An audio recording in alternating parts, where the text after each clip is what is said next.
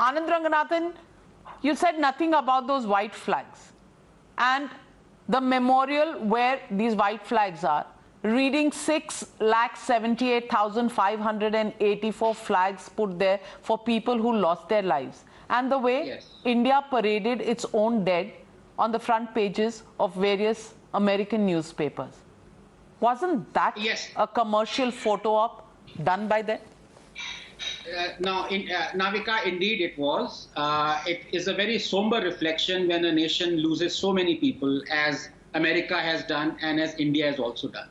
Personally, I think if you remember when the pandemic started in Italy, they were indeed showing the images of cremations, of crematoriums, or of burials and funerals, but they didn't carry it to the great, grisly extent rather, like we did. I mean, there were reporters and journalists in our country who were sitting next to the fires, burning fires. I mean, they carried it too much. And what was the purpose of it came out very soon later on, when it was basically for propaganda purposes. So yes, even though I'm not totally against people showing, I don't know for what purpose, funerals or cremations, but to carry it on and on day after day is obviously exposing their agenda.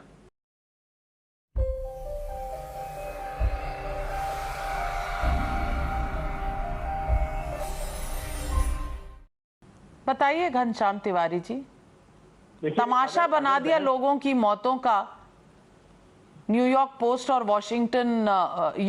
Times और Washington post में तस्वीरें भेजकर, Twitter पे लगा कर। Number वहां भी कम नहीं है, तमाशा ही सिर्फ भारत में है। अगर बहस सिर्फ इस चीज पे है कि प्रधानमंत्री की तारीफ करनी चाहिए जब देश में लोग मरे, और जब आदित्यनाथ कह रहे थे कि ऑक्सीजन की कमी नहीं हुई, कोई नहीं मरा, बेड की कमी नहीं हुई, अगर इस चीज को इस सरकार की तारीफ करनी चाहिए तो जो मीडिया एजेंसी करना चाहे कर सकती हैं। मैं ये बहस हारना पसंद करूंगा, लेकिन ये बात सच है कि government sent the entire country into misery and disaster because it was busy campaigning in Bengal and it celebrated too soon the victory against COVID, both politically as well as on global. मुझे ये बताइए, अगर आप उंगली उठा रहे हैं प्रधानमंत्री की तरफ, तो ऑपोजिशन ने क्या किया, इसका सबब दीजिए। संजू वर्मा आना चाहती है, लेकिन संजू वर्मा एक सेकंड, क्योंकि मैं प्रोफेसर साहब के पास जाना चाहती हूं, फिर आपके पास आऊंगी, और प्रोफेसर आनंद रंगनाथन हमारे साथ हैं। Anand Ranganathan, they have pointed fingers at the Prime Minister for a photo op.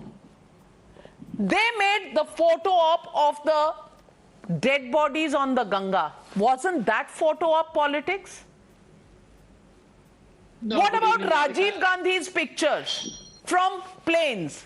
I would think it was a picture in those years that would have encouraged many young people to pick up the computer when computers were not so common. Not so common.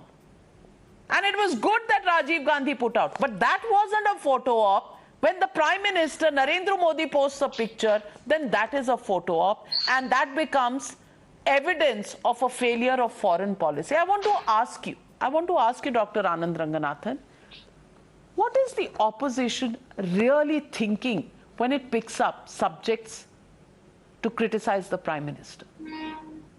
No, good evening, Navika. Very briefly, there are 4 issues on which the opposition are outraging. Let's go one by one. Number 1, who should hold PM Modi's umbrella if not he himself? Or perhaps the Darbaris think Modi is Thakur Baldev Singh. I mean, Modi hatred ने इन लोगों को इतना पागल कर दिया है कि इनको समझ में नहीं आ रहा. And I bet you, if there was someone holding Modi's umbrella for him, these same bottom feeders would have outraged, saying शर्म नहीं आती, able-bodied आदमी किसी और से अपना छाता उठवा रहा. Navika, the fact is that the fire lit by the erstwhile Congress zamindars has singed the minds of these progenies so completely that nothing grows on it, on that charred landscape, except entitlement. They are so used to people carrying umbrellas for them that they think it is blasphemous to carry it yourself. Forget umbrellas. Remember Mr. Narayan Swamy? You have sitting Congress chief ministers exult with pride in carrying Rahul Gandhi's chappal. Now let me come to the second issue of Modi not wearing a mask. इस पे outrage शुरू कर दिया. Well, personally, I'd like him to wear one, especially as Delta variant can infect even those who are vaccinated. But the fact again is, he didn't flout the USA rules and regulations. Wearing a mask. There, if you're vaccinated, is not mandatory. Now to the third issue very quickly. In fact, on it, let me apologize for my error of yesterday. It is not Modi who's a hypocrite, but rather the US administration. They are putting those visitors in quarantine who vaccination certificate they don't recognize is based on health concern. So the fact that they are not quarantining Modi is hypocritical, notwithstanding their excuse of the visit being in national interest. What's more in national interest than health? So it's not Modi's mistake, but Biden's. Whereas like Modi to act faster, of course, is in getting Covaxin the recognition from a world body. And I think WHO is going to indeed certify it very soon. Now let me come finally to the issue of the cabin photo.